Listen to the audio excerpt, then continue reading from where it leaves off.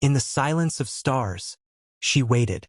In the hush of desert winds beneath the endless sky, where falcons rise like secrets held in flight, he rode with dreams carved deep in fire and gold, a prince not bound by crown alone, but by the ache of a heart untold. His name was whispered in courtyards wide, in halls of marble, among dunes that sigh. The world knew him as a leader, but the night knew him as a poet, writing of her eyes with ink drawn from longing. She was not of palaces nor pearls, not born of grandure's towering walls, yet her spirit bore the grace of stars, her silence louder than empire's fall.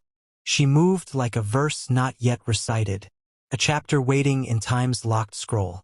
He had seen kingdoms kneel before his father's gaze, had watched the sun rise from the palace tower, but never did the dawn hold power, until he found her eyes, reflecting all he'd lost and all he'd yearned. He dreamed her in the scent of oud, in the stillness before his hunts began. She became the muse of every falcon's glide, the echo in his breathless stanza, a rhythm between duty and desire. He was raised to lead, to command with pride, but in her presence, the desert prince felt the trembling of eternity's edge. She made the heavens seem closer, yet left him further from answers. Love, for him, had always been a poem unfinished, a prayer carried in camel trains, a mirage that slipped through fingers trained to hold falcons and fate alike. But with her, he felt like a man unarmored, not a sheikh, not a son, just soul and silence. He saw her once across the majlis, veiled not in cloth but mystery, and time, that obedient beast, halted, as though it too bowed to what it saw. The earth beneath them paused in breath, as though it feared to disturb destiny's unfolding. Was it written in stars or ink or sand? No scroll had warned him of her smile, no treaty bore the weight of her glance, yet all he'd governed and grown felt like dust if she wasn't known. Her voice, he'd never heard it then, but somehow it echoed in his dreams, as though the silence between them spoke louder than any vow or verse. He watched her leave, but she remained, a shadow in the corners of his thoughts.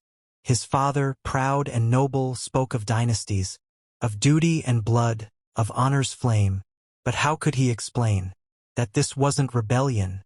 This was recognition of a soul he already knew? Nights passed, like horses in storm, fast, unyielding, blind with wind. He sat alone, beneath the stars, pen in hand, yet lost in her absence. He wrote not for books, nor for fame, but to find her again in the hush of ink.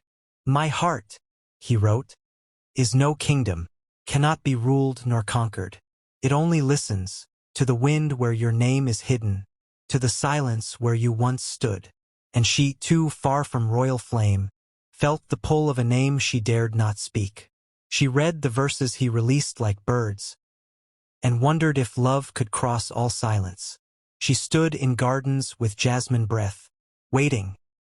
Moon rose again in silence, like a prayer unsaid, its light soft upon the desert's sand, like footsteps that never bled. Somewhere, beneath that crescent hush, a heart wandered far, not lost, just seeking, beneath the echo of every silent star. He rode alone, not to conquer, not to flee, but to understand the language of winds and what they set free. Each breeze whispered her name, each dune held her trace, and every breath he took was stitched with her grace. He was the prince not of thrones, but of ache, carving meaning in moments that others might break. With falcons above and shadows below, he danced with sorrow in a desert aglow.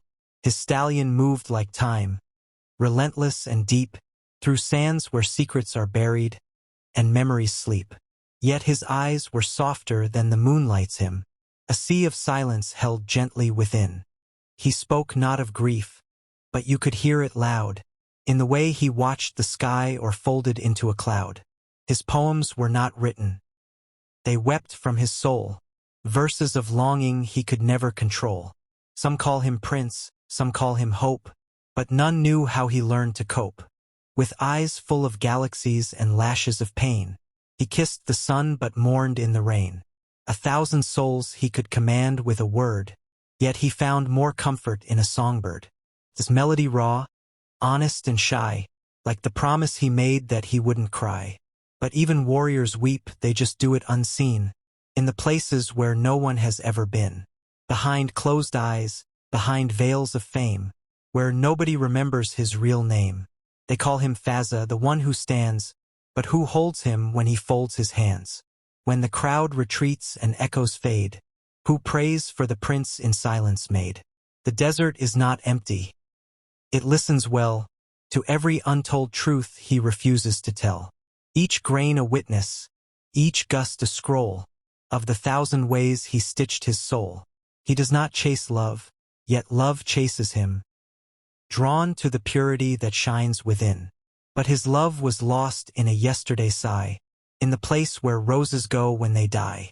Still he waits not for return but release, from the bond of beauty and the war with peace.